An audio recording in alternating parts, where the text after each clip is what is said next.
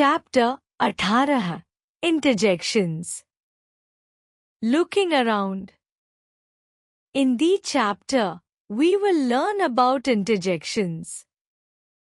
इस अध्याय में हम विस्मयादिबोधक शब्दों interjections के बारे में सीखेंगे।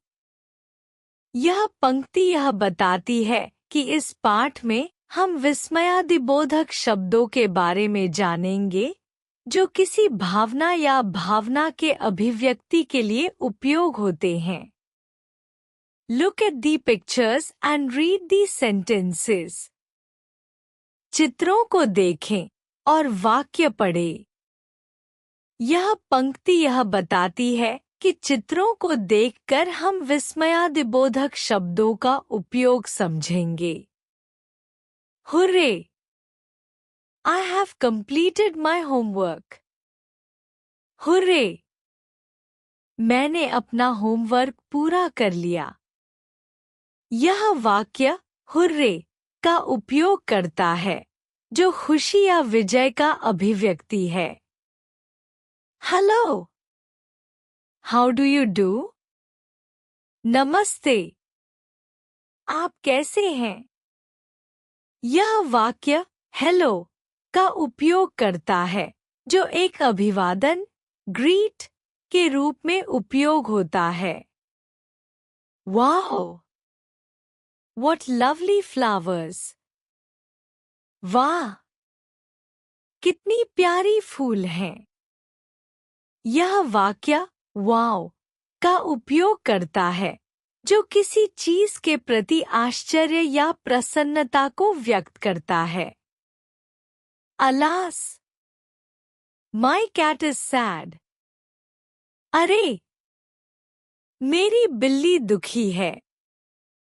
यह वाक्य अलास का उपयोग करता है जो दुख या अफसोस का भाव व्यक्त करता है। Oh! You are here. Oh! तुम यहाँ हो। यह वाक्य ओ का उपयोग करता है जो आश्चर्य या किसी नई जानकारी का एहसास करने के लिए होता है। Bravo! You won the match. शाबाश! तुमने मैच जीत लिया। यह वाक्य ब्रेवो का उपयोग करता है जो किसी की सफलता या अच्छे कार्य की सराहना के लिए होता है। In the above sentences, all the colored words express different expression, feelings or emotions. ऊपर दिए गए वाक्यों में सभी रंगीन शब्द अलग-अलग अभिव्यक्तियां, भावनाएं या एहसास व्यक्त करते हैं। यह पंक्ति यह समझाती है कि उपरोक्त वाक्यों में दिए गए विस्मयादिबोधक शब्द विभिन्न प्रकार की भावनाओं और अभिव्यक्तियों को व्यक्त करते हैं। Hooray! Expresses joy. Hello! Expresses greet. Hooray! खुशी को व्यक्त करता है। नमस्ते! अभिवादन को व्यक्त करता है। यह पंक्ति यह बताती है कि हुर्रे खुशी या आनंद का अभिव्यक्ति है और हेलो किसी से मिलने या अभिवादन करने के लिए उपयोग होता है। Wow! Expresses admiration. Alas! Expresses sorrow. Oh! प्रशंसा को व्यक्त करता है। अफसोस! दुख को व्यक्त करता है। यह पंक्ति बताती है कि वाव का उपयोग किसी चीज की सराहना करने के लिए किया जाता है और अलास का उपयोग दुख या अफसोस व्यक्त करने के लिए होता है। Oh! Expresses wonder. Bravo! Expresses congratulation.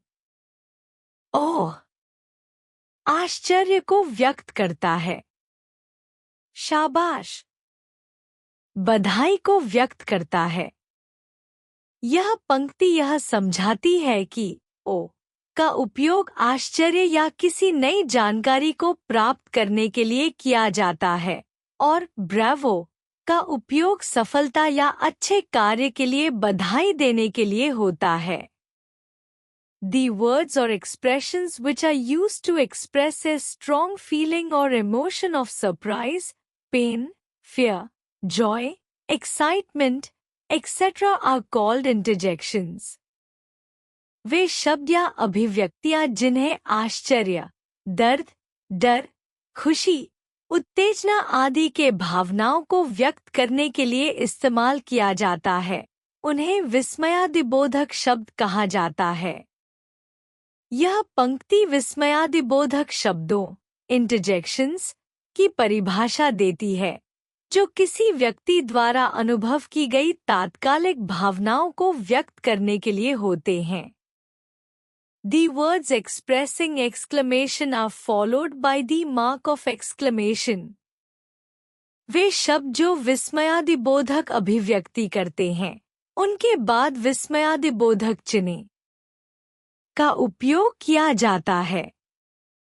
यह पंक्ति यह समझाती है कि विस्मयादिबोधक शब्दों के बाद हमेशा विस्मयादिबोधक का चिन्ह आता है, जिससे उस भावनात्मक अभिव्यक्ति की शक्ति या तीव्रता को दिखाया जाता है।